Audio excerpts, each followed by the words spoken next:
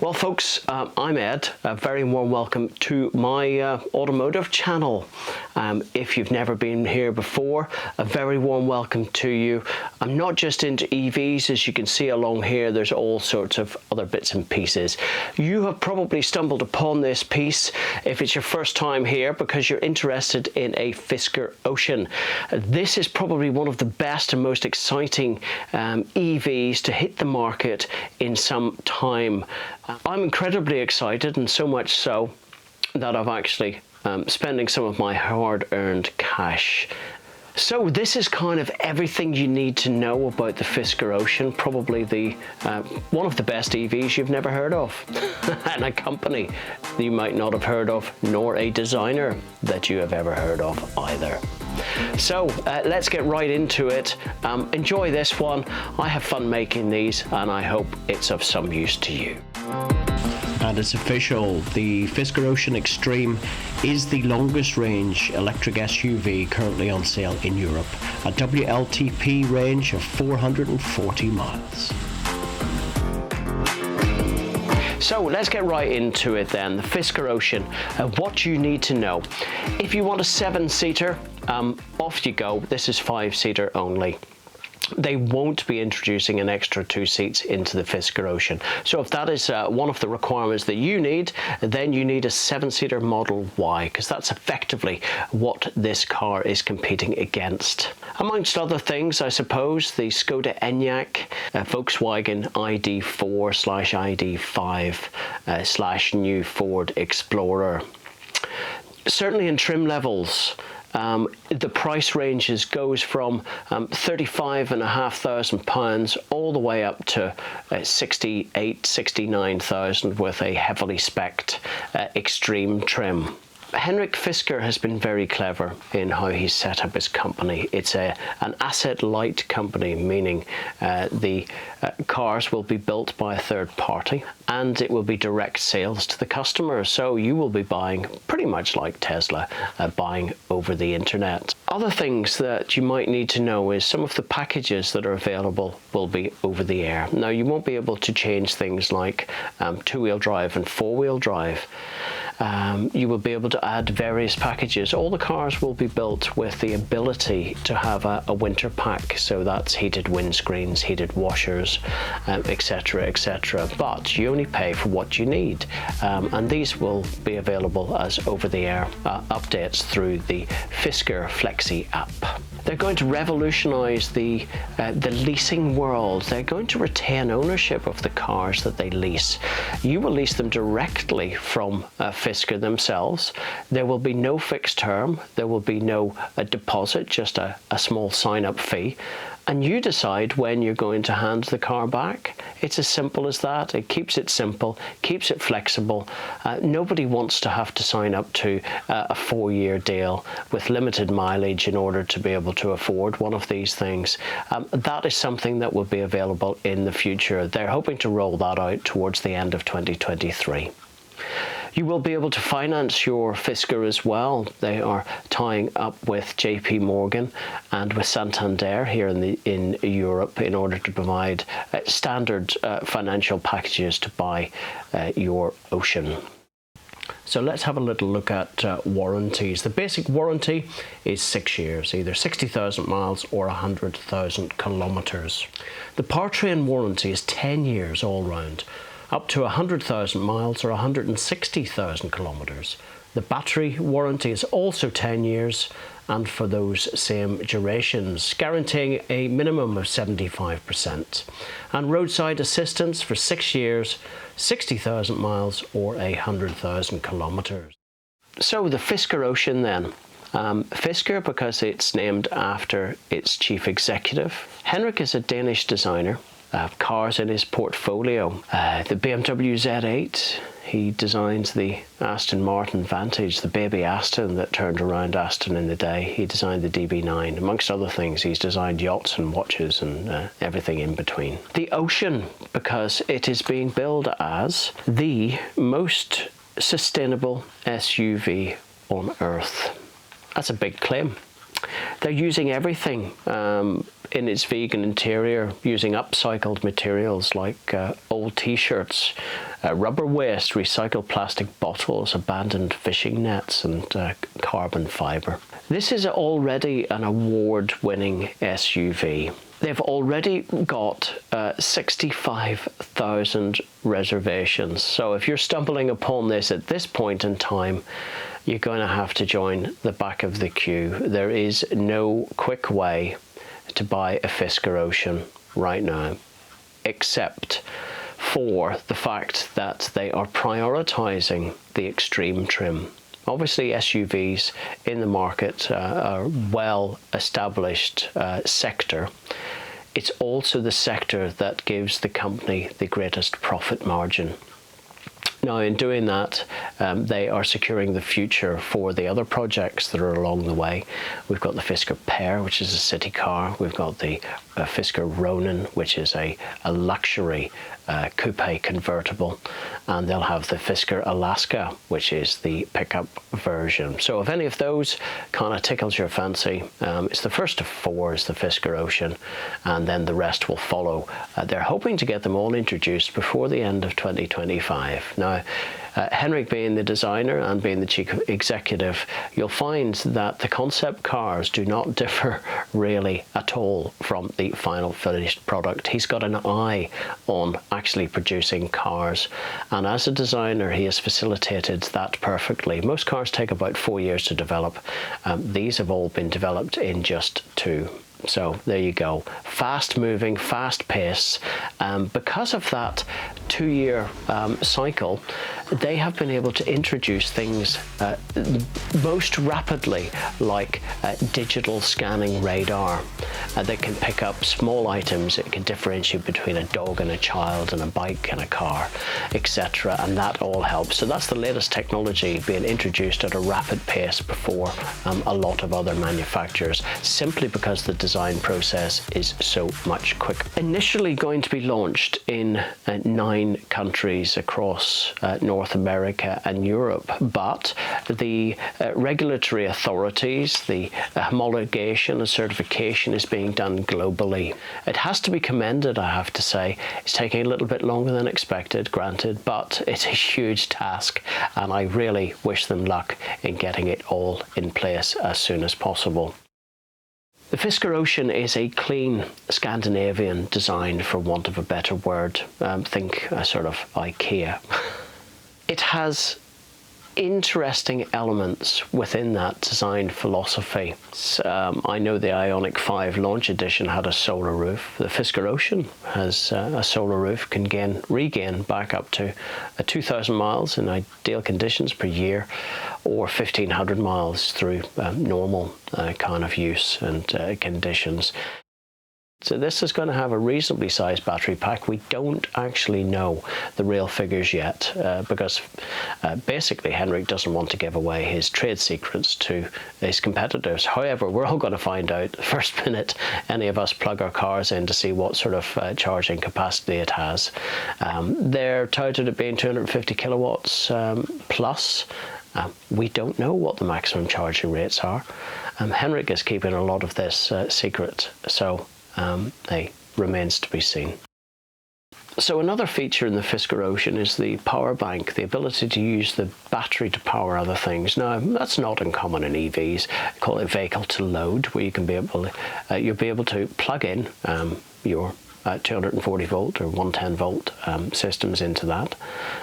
The Ford Lightning does it. Even the MG4 has the facility to do this. However, what your Fisker Ocean will be able to do is charge other cars. They call that vehicle to vehicle, and then you'll have vehicle to home down the line. It'll require some extra equipment, but ultimately you will be able to use your car as a power wall and run your home directly from the car and off the grid. Smart traction. Now, smart traction, what is that all about? This is a little bit like torque vectoring, I suppose, where each individual wheel will be able to afford maximum grip and maximum power transmitted through the tyre to the ground for getting you going.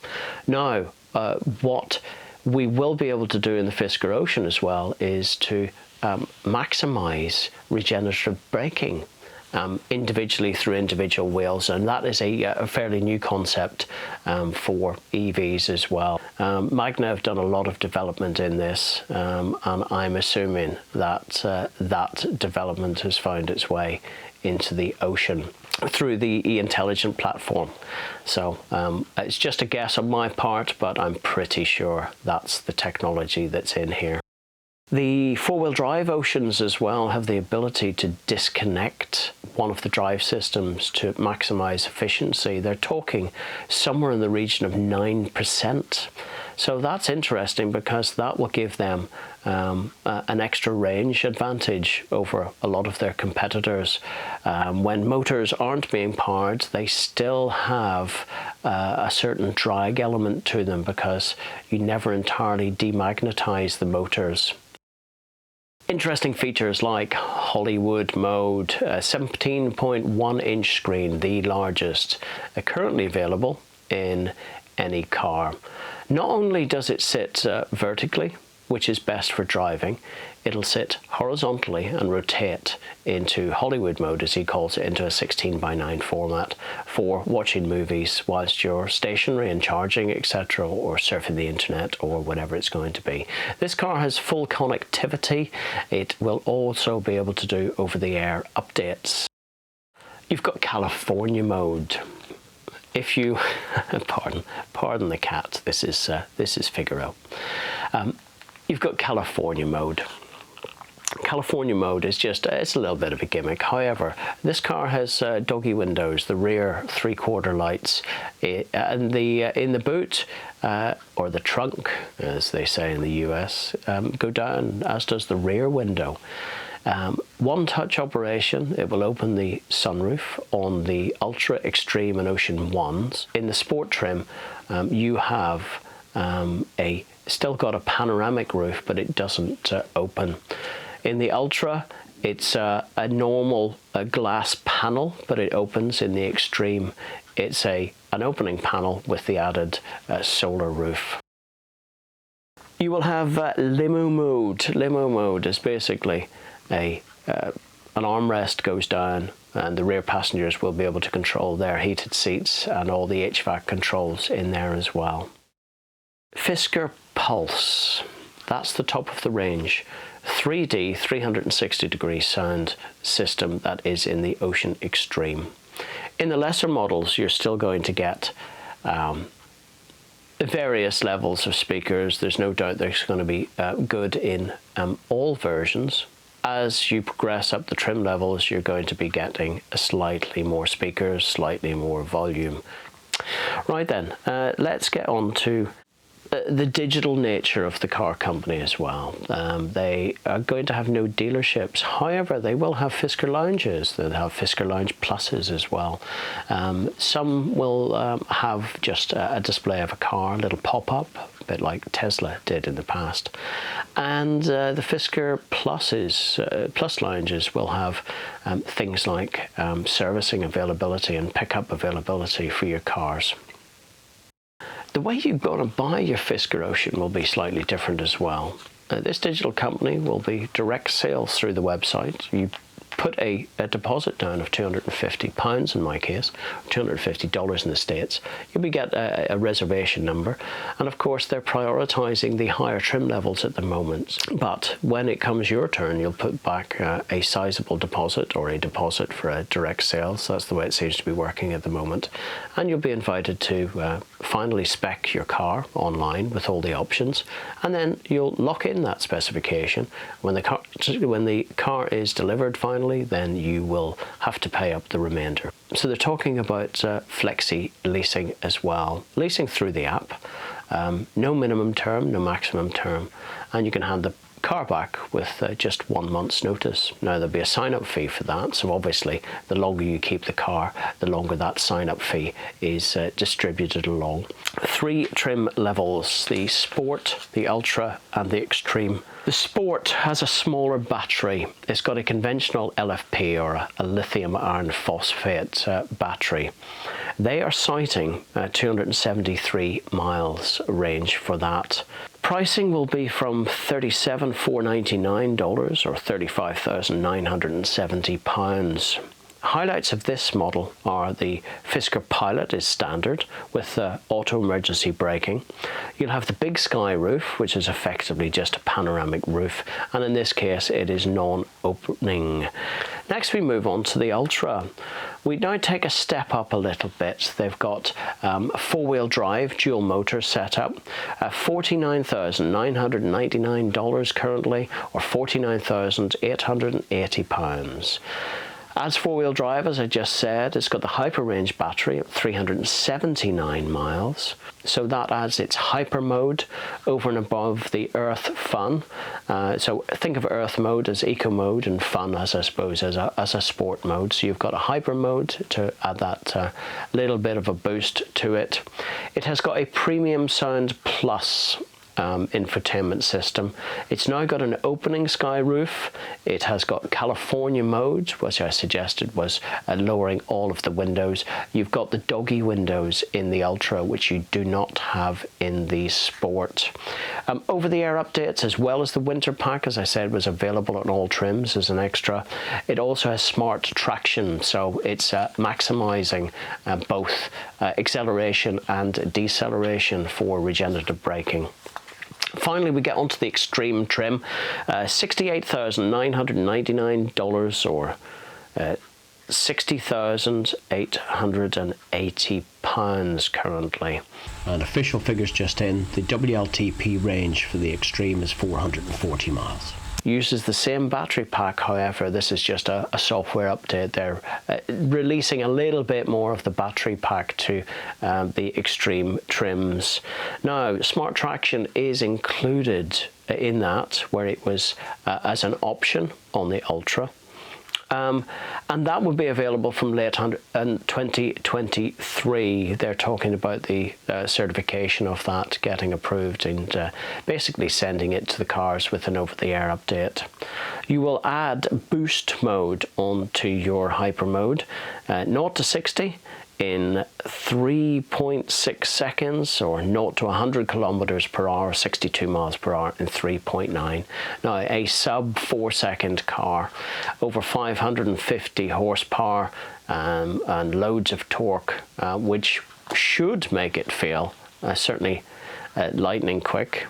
So the Fisker Pilot adds a 360-degree surround view in the extreme.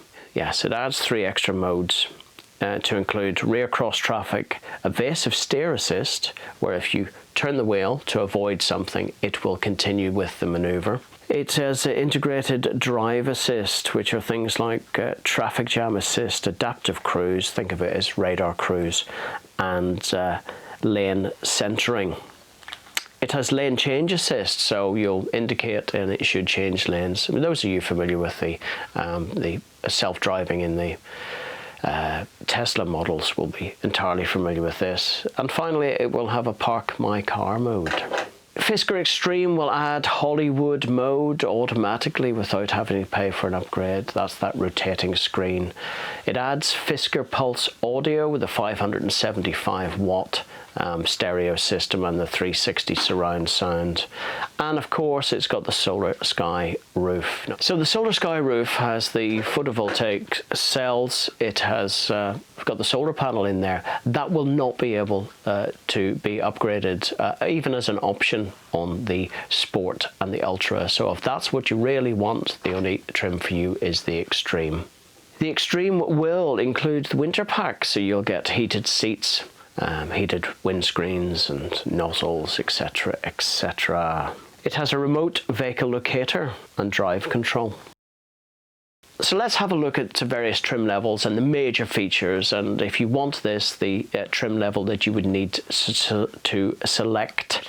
Let's talk about the roof then. The Sport trim. The roof is called Big Sky, which is just your straightforward panoramic roof. The Ultra has got an open sky roof, which is opening pano roof. The Extreme is called Solar Sky for obvious reasons, and it's opening and solar. So the California mode is only available in the open sky and solar sky roofs, so that means the Ultra and Extreme. You will not be able to retrofit that. The Doggie windows and the tailgate and the auto opening are Ultra and Extreme only. So the infotainment system is hardwired in this car. You will not be able to upgrade it, and it is depending on the trim level. So you have got 3 different stereo systems. In the Sport, you've got the Fisker Premium system. It's a Harman Kardon system with 8 speakers. In the Ultra trim, it's called Premium Plus. It's still by Harman Kardon, and it goes from 8 speakers up to 12 speakers. In the Extreme, it's completely different, 360-degree sound, and they're very proud of the most speakers in the dash of any production car. All cars have a 17.1-inch screen.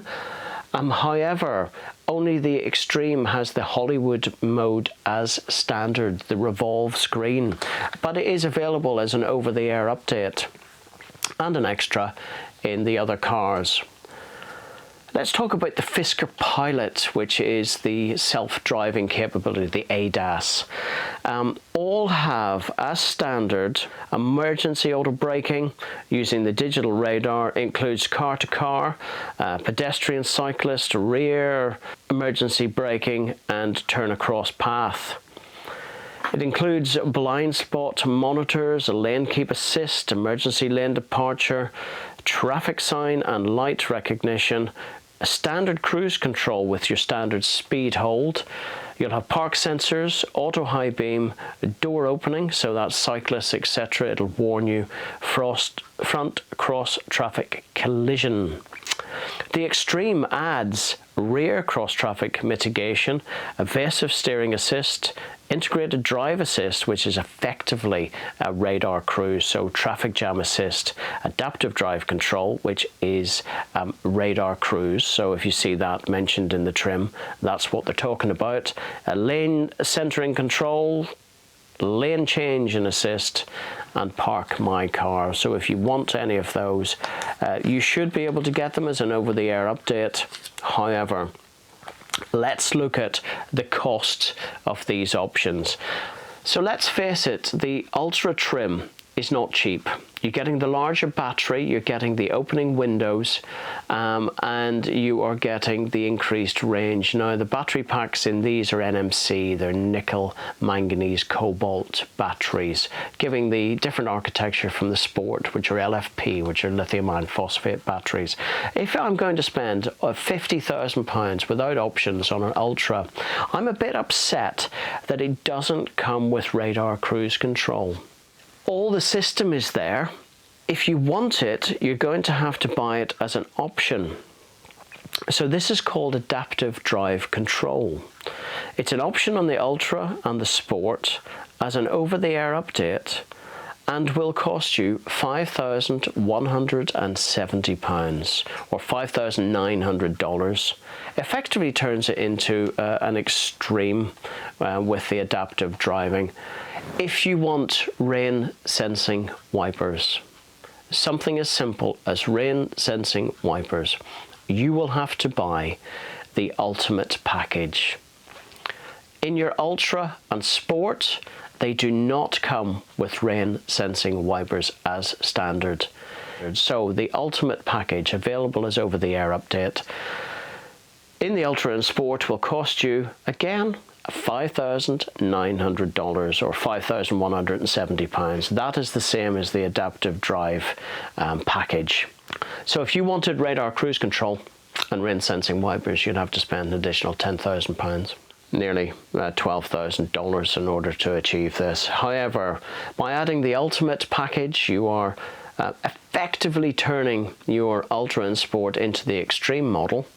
However, you do not get the improved stereo. You don't get the 360-degree surround sound, but you get all the other infotainment systems in there. You get Holywood Mode, rotating screen. You get premium streaming, so that's the higher data rates. You get Web Surfer. You also get Valley Mode, but critically, you get rain sensing wipers. Next, we get on to the performance pack.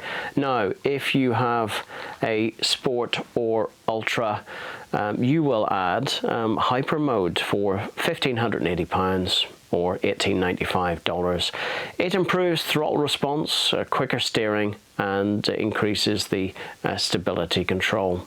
Now it'll also give you Boost Mode, which is your, drag strip mode, for want of a better word. From a standstill will increase the performance of your car, albeit on a short term. The winter pack in the Sport and Ultra will cost you $1,295 or £1,135. Gives you heated front and rear seats, heated steering wheel, heated washer nozzle, preconditioning for the cabin and the battery, remote climate through the app, wiper defrost. The hardware is already fitted on this from the factory. It just needs activation. So I've kind of picked out each of the bits and pieces that are the key elements to this. If you want radar cruise, if you want the rain sensing wipers, or you want the rotating screen. In fact, all this hardware is already fitted. If you want boost mode from the start, if you want quicker steering and throttle response, there's your performance pack. I'm not sure how over-the-air updates really sits with me as far as upgrading your software already that you've got in the car. That's a good idea, but as far as providing over-the-air packs for a cost, I still can't quite get my head around it. If you spent the money building a car, if you've spent the money actually putting the tech in the car, why not just activate it as a matter of course? So anyway, that's my thoughts. On a happier note, we're super excited, in the words of Henrik, to actually get this car. And I'm super excited to be able to share that experience with you. So if you're in the market for an Ocean or a PEAR, they're currently accepting reservations for that. Share your experience down below. What do you think about these options? What should be included? What should not? If you've got to the end of this, thanks for sticking by, indulging me. I'll bring more and more content on the Ocean, certainly, as we get it. And the PEAR, as it develops, we'll share some news about that. So until the next time, all the best now. Bye-bye.